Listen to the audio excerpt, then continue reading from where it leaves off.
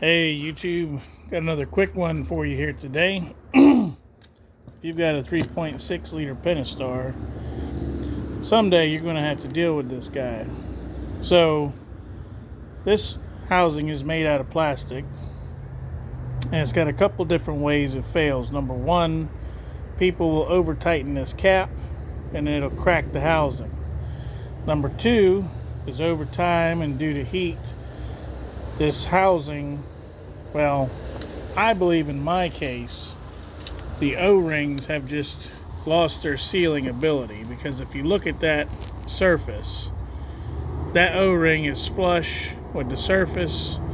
In my opinion, I don't think it has the ability to make a good seal anymore, but I could not find these O-rings anywhere.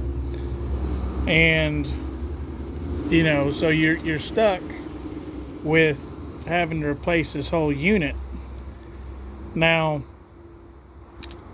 from Chrysler, this unit's over $300. Now, if you go to somewhere like Advance, they're going to sell you a Dorman unit that's over $200. But the Dorman unit is made out of aluminum. I went on Amazon for $70.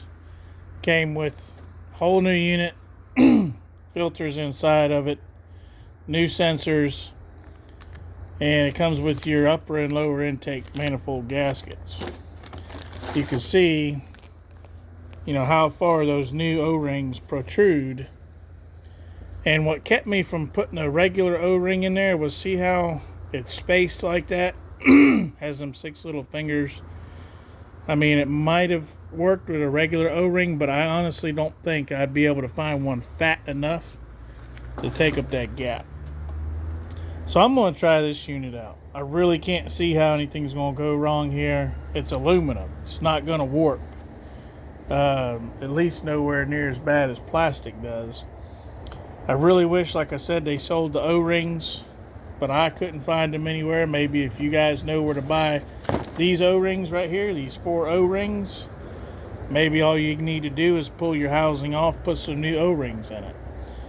But I also think that this being aluminum is going to help keep the oil a little bit cooler than this plastic. Now, one of the reasons why I'm making this video is because when I first started researching the problem, I'm not really sure why people are commenting in the forums these days. If you don't know what the problem is, just don't comment, because you're gonna mess people up.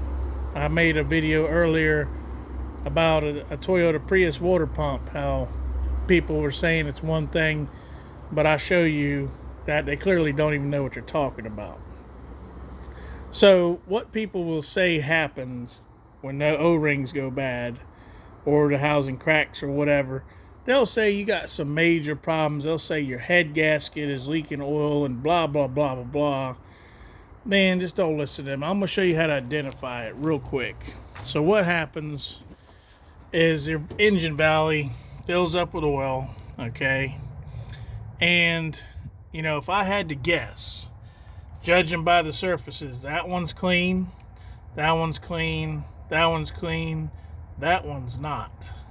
Okay, you see what I'm talking about? So if I had to guess, I'm going to assume that that's the O-ring that quit sealing. That's just a guess. But what alerted me to this problem was my oil change. I went to go change my oil, my normal 5,000 miles, and I was a quart low.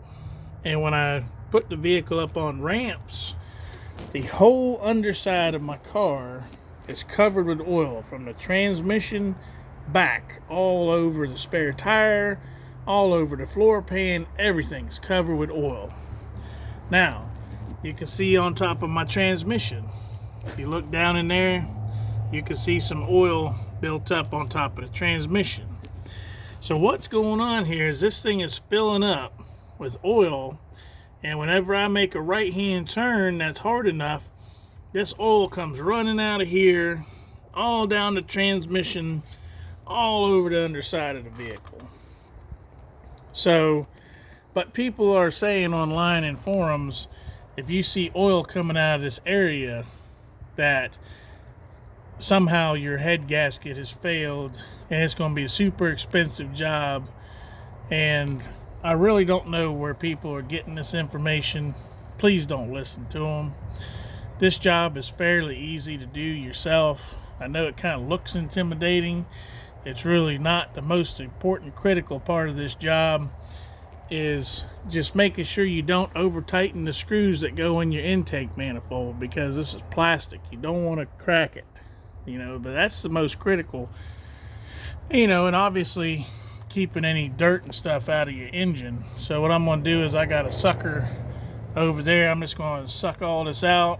I'm going to rinse it down with some brake clean, suck it out, rinse and repeat several times until I got it pretty clean, and then we're going to put the new unit in. But I just wanted to show you what it looks like, the actual failure looks like. So even, and this would apply, I would say, to even rear-wheel drive applications like the Jeeps, the Dodge Ram pickups. If you got oil leaking out of your valley and it's running down the transmission, the bell housing, I'm going to say your oil cooler has failed. That's what the most common problem is. I doubt it's not going to be your valve cover gasket. As far as I know, these don't really have much issues with valve cover gaskets leaking.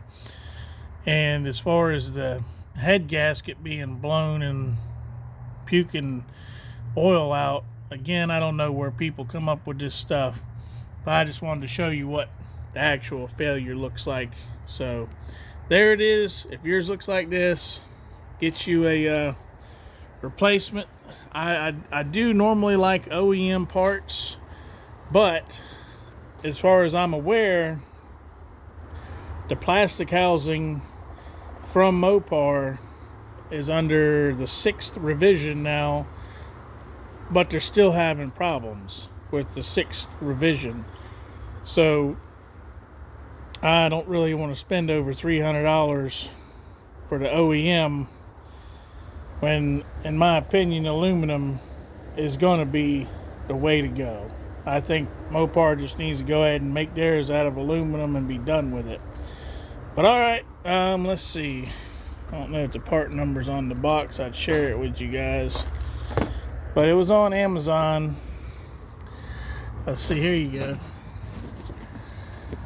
There's the part number right there. Aluminum oil cooler. Alright. So there you go. Hope it helps.